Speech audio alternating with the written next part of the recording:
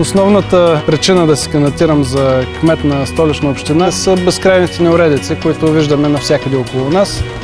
Но капката, която преля чашата на моето търпение, както и на много други наши съграждани, е ремонтът на улица Граф Игнатиев и прилежащите около нея пространства. И особено тук площадът пред Седмочисленици. Смятам за абсолютно недопустимо един такъв ремонт да отнема толкова много ресурс, толкова много време и накрая резултата да е такъв, да имаме най-елементарната настилка от бетонови плочи, вместо полагащите се истински качествени материали за такъв вид градско пространство, както са примерите по целия свят и особено в Европа. Възхищаваме се от градовете там. Какво пречи всичко това да бъде направено тук?